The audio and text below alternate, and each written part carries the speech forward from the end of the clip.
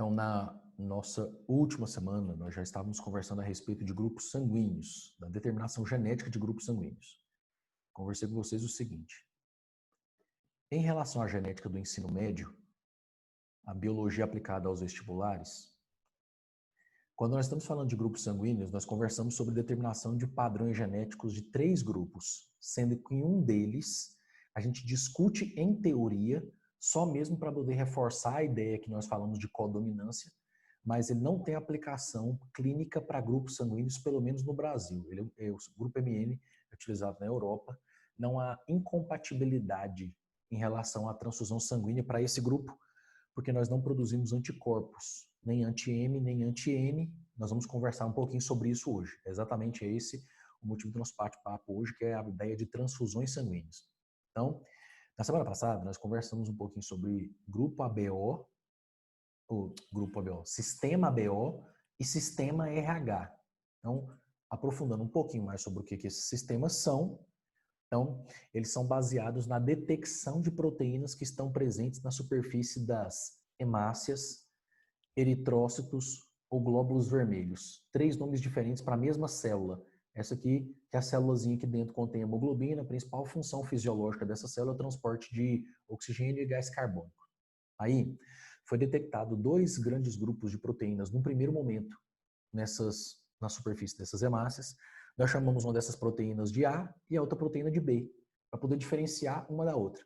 Esse esquema didático aqui representou essas proteínas por formas geométricas diferentes e também por cores diferentes. Hoje nós vamos trocar uma ideia a respeito dessa nomenclatura aqui, ó, de aglutinogênios ou aglutinógenos, tudo bem? Ok. Sobre essa ideia aqui, queridos, o que eu preciso conversar com vocês, bem breve mesmo, uma parte histórica, porque não tem tanta relevância para os nossos vestibulares, a ideia é do seguinte: em algum momento a gente começou a perceber, do ponto de vista clínico, que a perda de sangue provocava problemas e distúrbios nos humanos e nos animais também. Aí a gente passou a fazer a ideia de que é o seguinte, cara, tem gente e tem animais que morrem por perda de sangue. Então, se a gente tirar sangue de uma outra criatura e passar para ela, se essa criatura aqui perdeu 2 litros de sangue e você tirar do 500 ml desse, 500 ml desse, 500 ml desse, 500 ml desse, você repõe os 2 litros sem comprometer a vida dos demais. Ok. Fazendo isso, nós fomos percebendo que algumas vezes essas transfusões davam certo e algumas vezes elas davam errado. E dar errado significava que o paciente morria.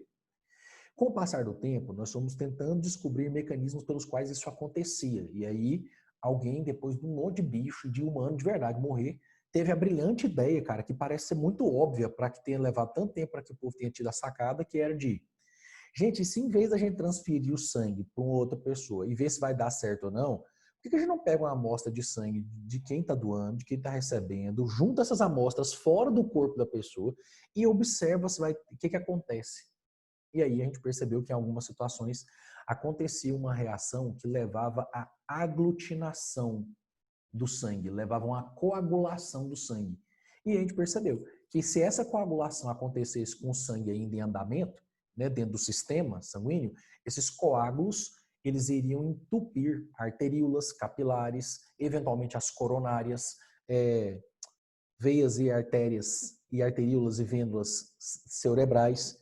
Então a ideia aqui, toda discussão genética e toda pesquisa associada a essa ideia de tipagem sanguínea está relacionado à ideia de compatibilidade para transfusões sanguíneas. Então é bem prático.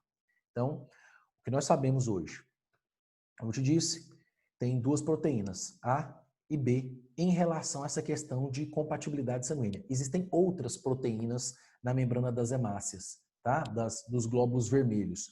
Mas essas aqui são as que são relevantes na discussão de compatibilidade de transfusão sanguínea. Então, nesse primeiro momento agora, a gente isola as demais proteínas e discute somente essas 2 aqui. Ok. Aí, nós descobrimos que em relação a essas 2 proteínas, os indivíduos podem ser de 4 tipos. Eles podem apresentar somente a A, somente a B, nenhuma das 2, nem a A, nem a B, ou as 2. Essas proteínas elas estão relacionadas a processos de reconhecimento celular, inclusive pelo sistema imunológico. Tá? Então, basicamente, a ausência ou a presença delas não interfere no sangue em relação à sua eficiência de transporte de gases. essa hemácia aqui não é melhor que essa ou pior que essa porque tem a proteína A ou B. A presença dessas proteínas na superfície celular serve para detecção e identificação pelo sistema imune. Tá bom.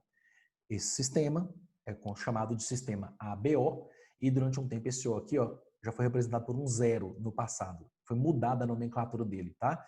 O sistema era AB0 e esse O aqui, ó, era para identificar a ausência das duas proteínas. Então, a primeira coisa que eu preciso tirar de mente é que não existe uma proteína AB.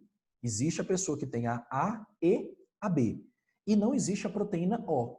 O O vem de 0, que é a ideia de não ter nem a A e nem a B. Aí, essa aqui é a mesma ideia expressa de um jeito diferente, mas hoje a gente vai trocar uma ideia a respeito desse esqueminha aqui dos anticorpos, tá bom? E aí, para isso, eu vou precisar um ticket do quadro, mas enquanto eu dou uma apagadita ali, eu gostaria que você desse uma olhada de novo nessa ideia reforçada aqui por um outro material didático, por um outro sistema didático. Eu vou cancelar a exibição dessa câmera aqui e vou ficar somente com a outra câmera ali do quadro. Eu já vou tirar ali, só um instante.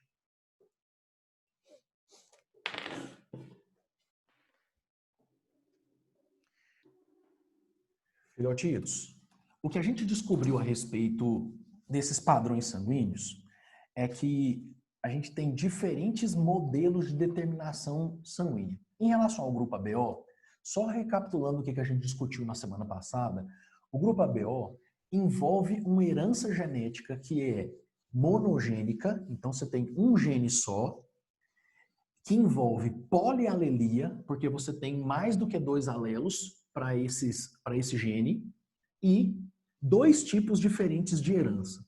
A gente trabalha com herança do tipo, deixa eu avançar mais um aqui. Então tá aqui, ó. A gente trabalha com herança do tipo dominância completa, que é a maior parte dos casos que a gente já estudou em genética até agora. Relembrando o que é dominância completa. Dominância completa é quando você tiver um genótipo heterozigoto, então assim, ó, azão, azim, e o fenótipo manifestado por ele foi a mesma coisa do azão, azão. Então, quando isso acontece, o heterozigoto manifesta o mesmo fenótipo do homozigoto dominante, a gente chama isso de dominância completa. E nós chamamos de codominância ou ausência de dominância quando a presença dos 2 alelos expressar ao mesmo tempo os 2 fenótipos.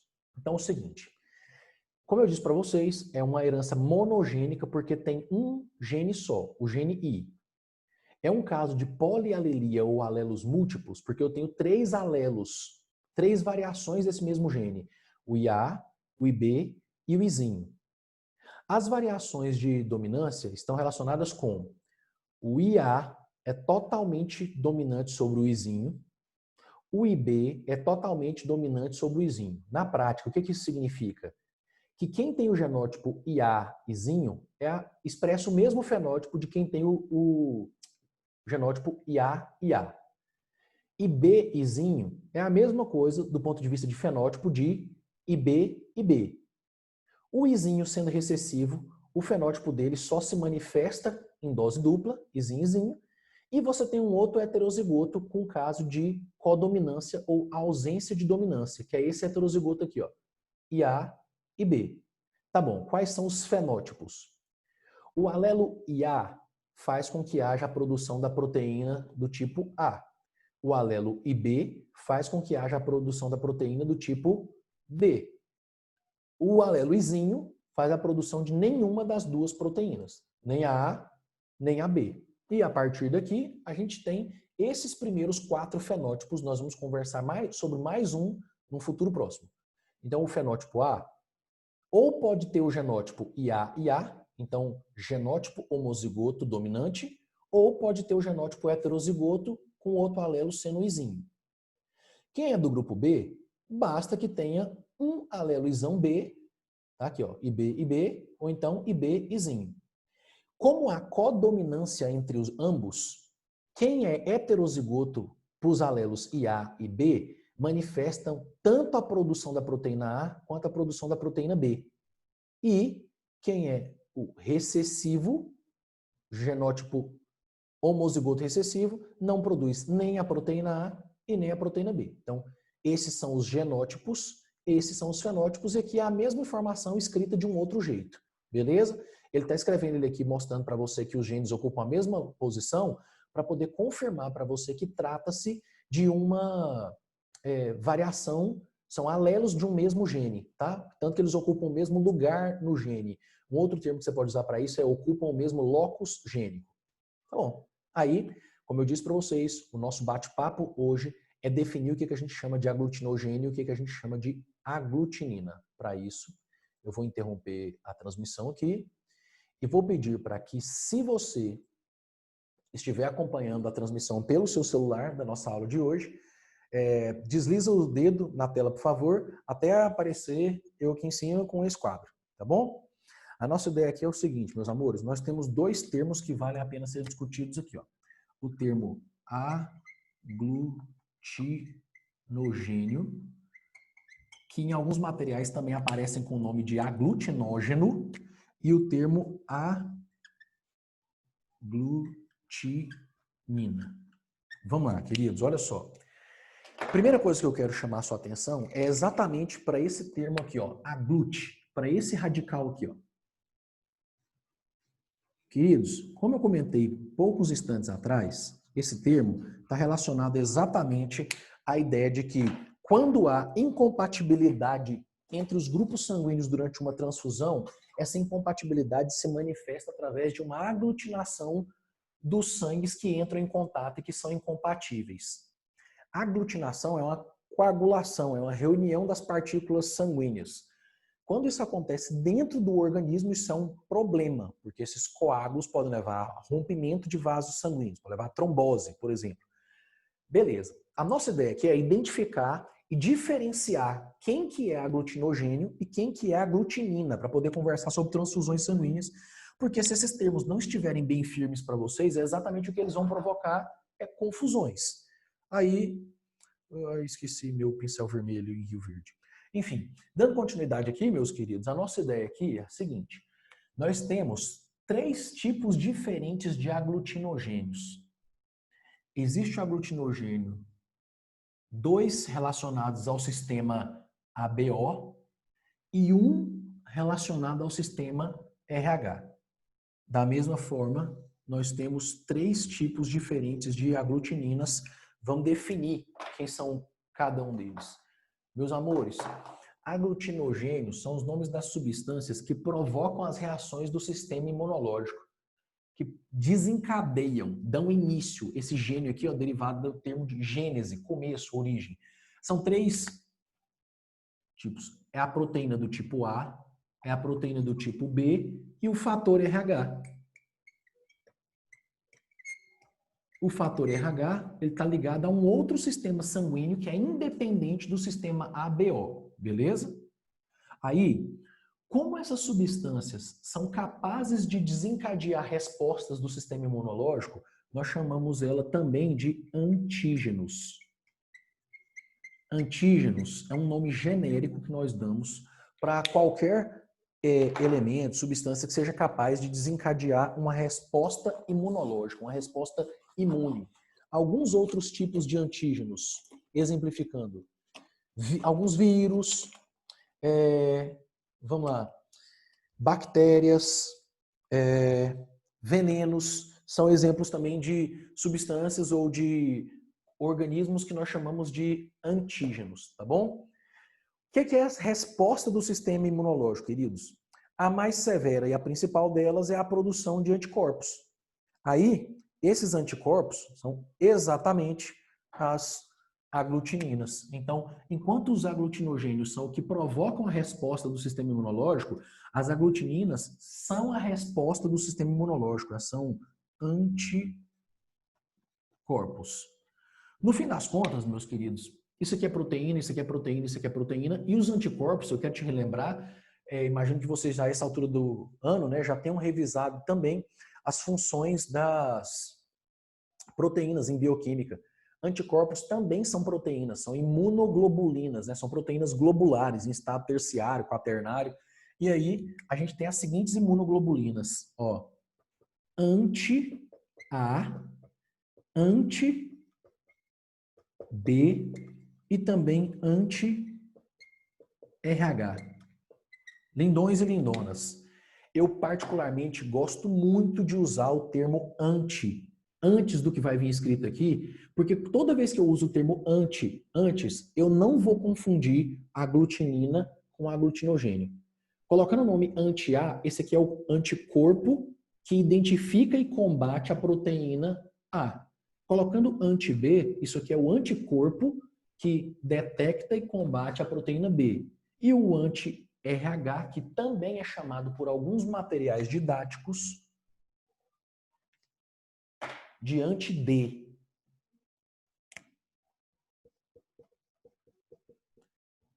Por causa do alelo clássico que é utilizado para poder determinar o sistema RH, que é o alelo D, beleza? Então, nessa nossa primeira parte aqui, o que a gente fez foi identificar ou separar os termos que nós estamos utilizando para poder detectar o que nós chamamos de aglutinogênio e que nós estamos utilizando para chamar de aglutinina, beleza? Vou voltar para outra câmera aqui, para o compartilhamento de tela, para dar continuidade e analisar com vocês aquele outro slides.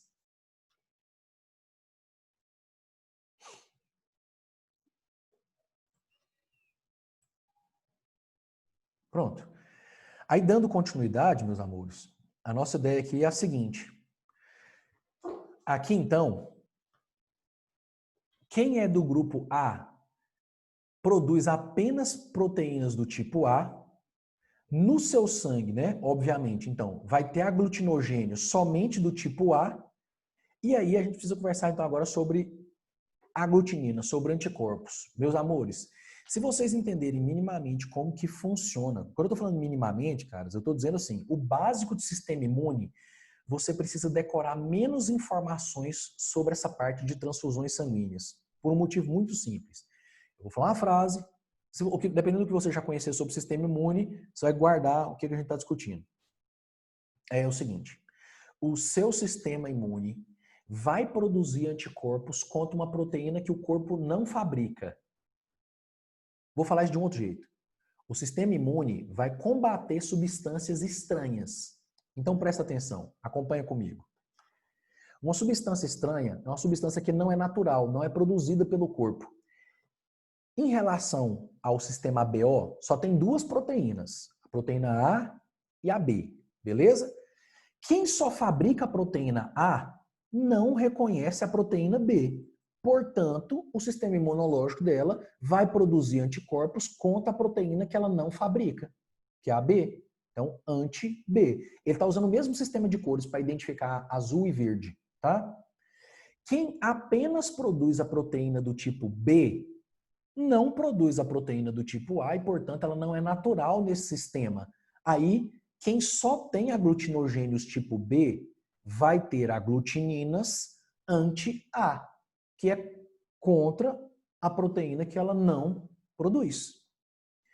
Quem fabrica os dois grupos proteicos, A e o B, em relação a esses dois grupos proteicos, queridos, não vai fabricar anticorpos contra, porque o sistema vai reconhecer como naturais tanto a proteína A quanto a proteína B. Então, em relação a esse sistema ABO, não vai produzir anticorpos, beleza? Um aluno me perguntou, professor, mas a pessoa não tem anticorpo nenhum? Não, gente, anticorpo é extremamente específico para o que ele reage contra. Quando eu estou falando que não produz anticorpo, eu estou me referindo aos anticorpos anti-A e anti-B, que são específicos dessas duas proteínas aqui. Faz até aqui. Aí, quem é do grupo O, que não produz nem a proteína A, nem a proteína B, essas duas proteínas, como não são produzidas pelo corpo naturalmente, as duas são reconhecidas como estranhas. Ou seja, quem é do grupo O vai fabricar anticorpos tanto anti-A quanto também anti-B. E eu acabei de perceber que nesse lugar aqui, ó, o slide trocou a cor, ele errou a cor. Ó, aqui é o verde e aqui é para ser o azul.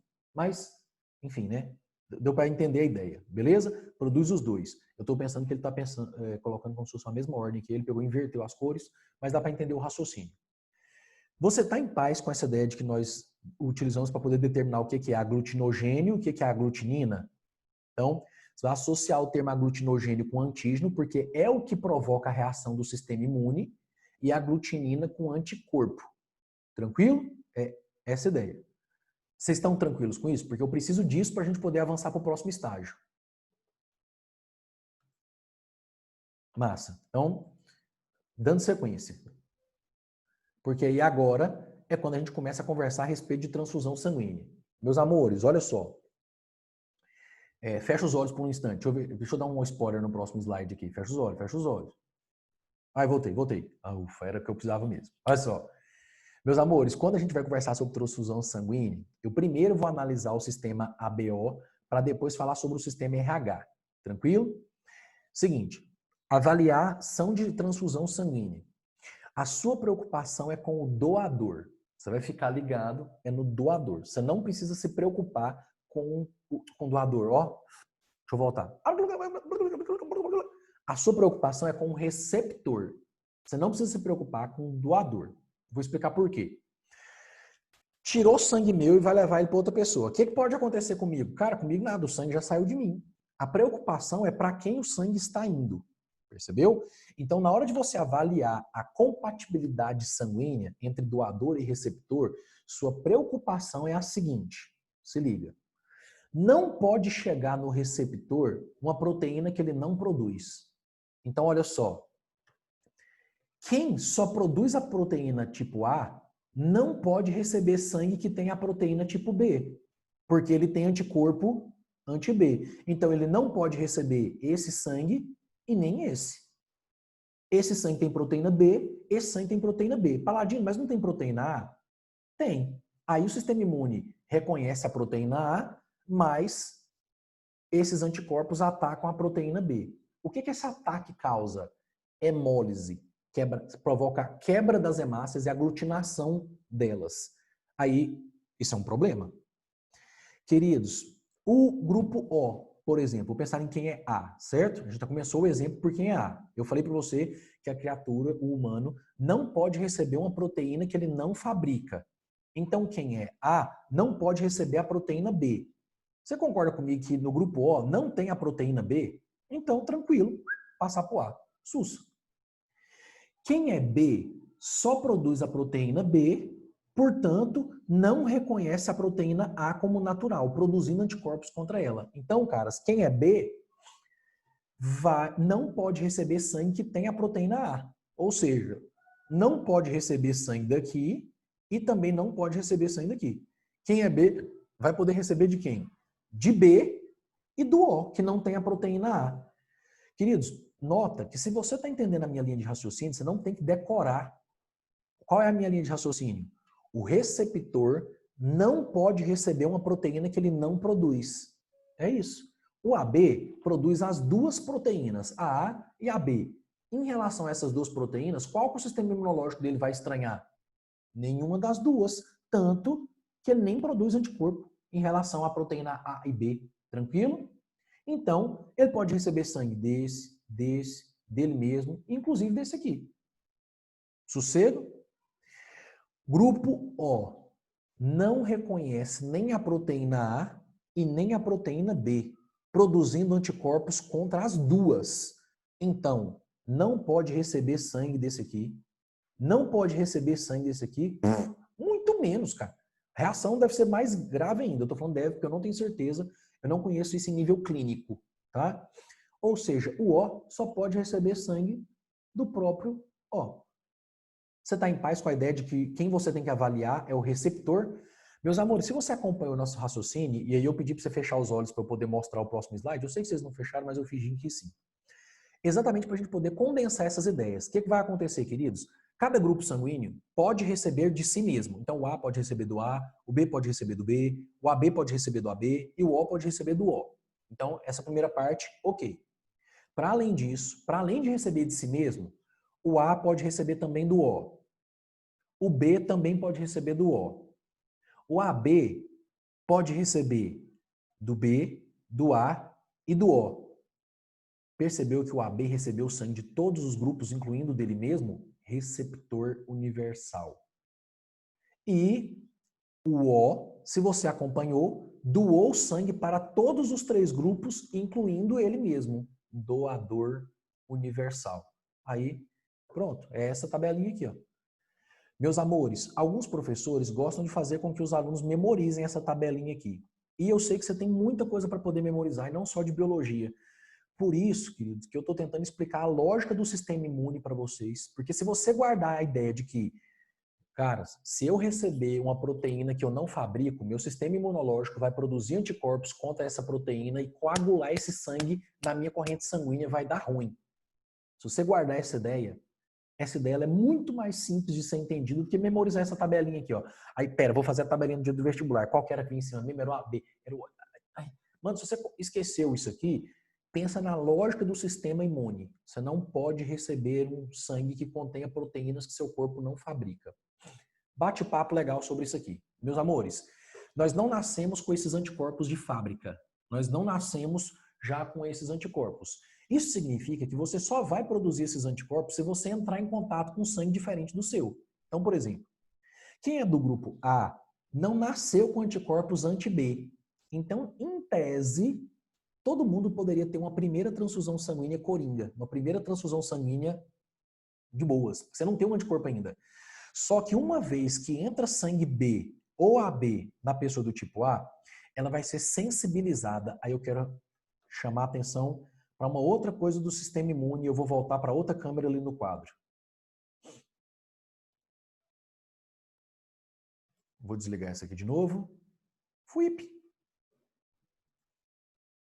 Trava essa aqui e a gente volta ali para o quadro. Meus lindões, minhas lindonas. Eu tenho 2 grandes tipos de resposta imunitária em relação ao sistema imune. Essa parte aqui pode ser discutida tanto na parte de fisiologia humana, quanto pode ser discutida também na parte de histologia, da análise dos tecidos, em especial o tecido conjuntivo.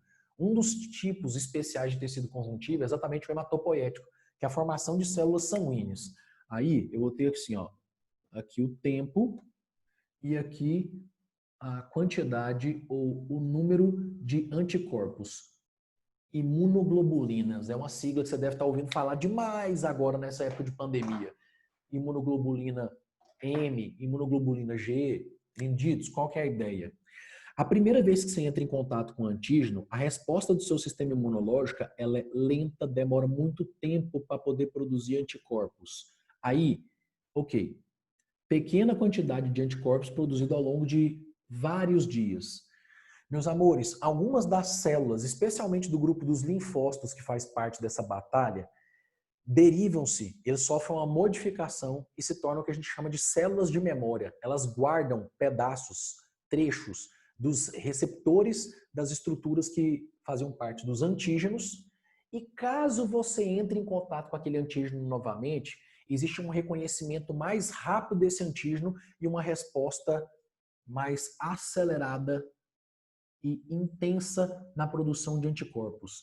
Aí, nós chamamos essa primeira curva aqui, ó, de resposta imunitária do tipo primária, ou resposta imune do tipo primária, e essa aqui de resposta imune do tipo secundária. Então, tecnicamente, meus amores, numa primeira transfusão sanguínea, em tese, dependendo da quantidade de sangue que fosse transfundido, se você nunca tivesse entrado em contato com um tipo sanguíneo trocado do seu, errado, vou colocar dessa forma, você desencadearia a resposta imunitária do tipo primária.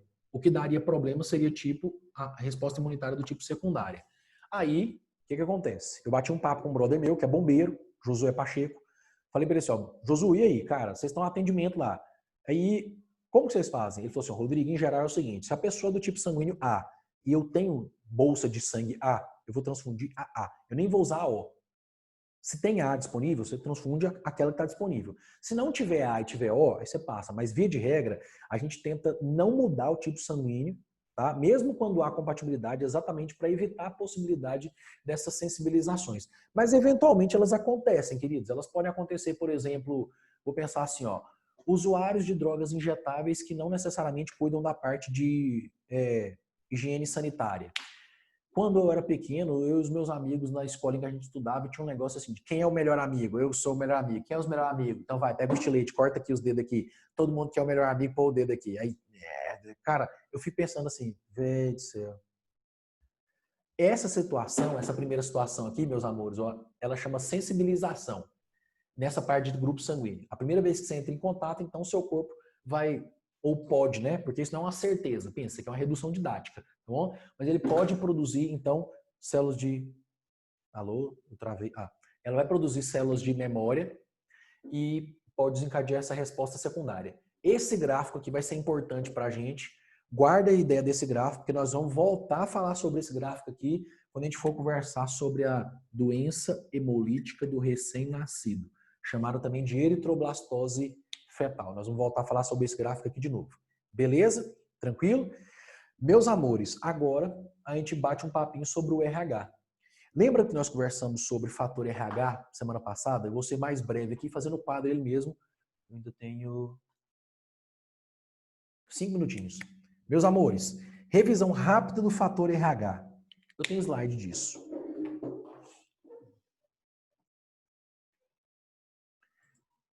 Desafixando o vídeo, estou voltando para o outro, compartilhando os leads. Dá sequência. Amores, fator RH. Fator RH foi descoberto num grupo de macacos que chama Rhesus, por isso aqui, ó, RH. É uma proteína que também está presente nos humanos, primata. Então, algumas características são compatíveis mesmo, são comuns. Beleza, o que a gente pega e faz? Como que a gente detecta fator RH? Seguinte, tem algumas criaturas que não possuem fator RH. Aí, você pega, por exemplo, coloca sangue aqui dessa criatura nessa, ela vai produzir anticorpos contra essa proteína que ela não reconhece.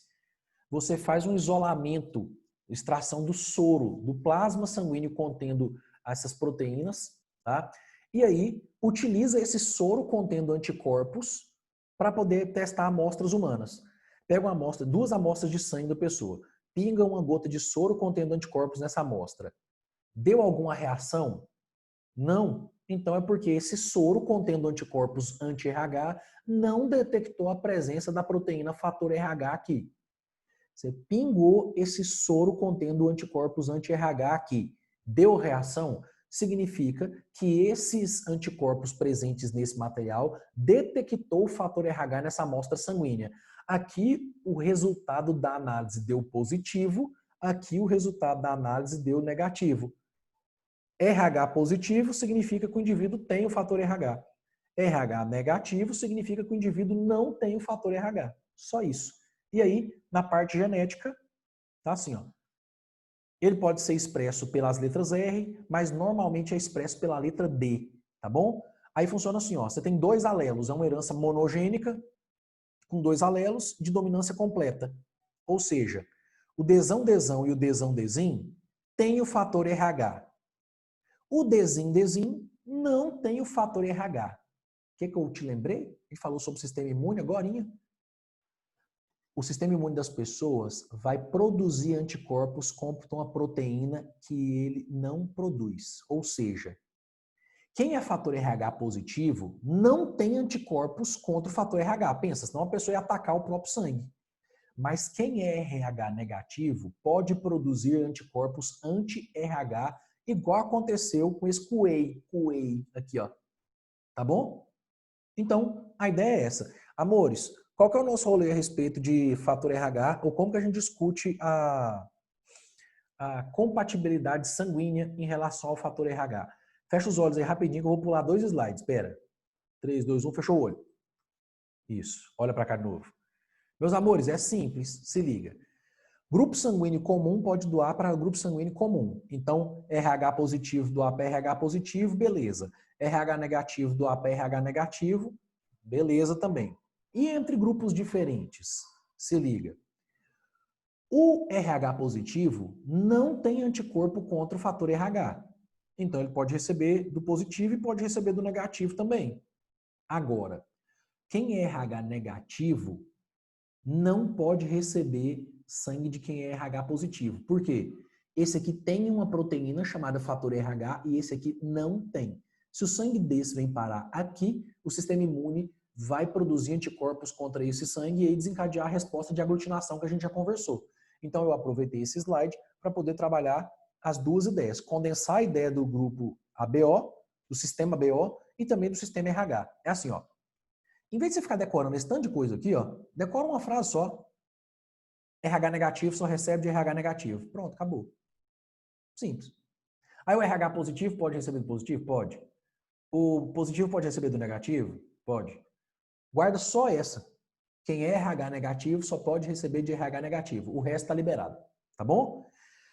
Resolução de exercícios, que é o que a gente vai fazer na semana que vem. Eu vou encaminhar uma listinha para vocês trabalharem com a listinha de transfusão sanguínea. Essa informação é um dado, essa informação é outro dado, tá bom? Para a transfusão sanguínea ser compatível, a pessoa tem que ser compatível tanto para o sistema BO quanto também para o sistema RH. Beleza? Vai cair a nossa reunião. Vamos trocar uma ideiazinha com o Célio? Vocês topam fazer uma outra aula no domingo de manhã? Para resolução de exercícios sobre esse assunto? Se toparem, dê uma confirmada para o Célio. Eu estou disponível caso vocês queiram, tá bom? Muito obrigado. Valeu pela presença. Fiquei feliz que hoje teve mais gente aí. Fiquem bem. Beijos no coração. Espero ter sido claro nas explicações. Cuidem-se.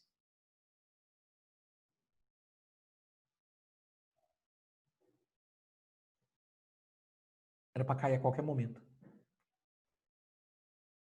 Se eles emendarem a reunião, eu já continuo a próxima aula. Eu não deixo vocês saírem para a reunião do outro professor, não. Travo todo mundo aqui.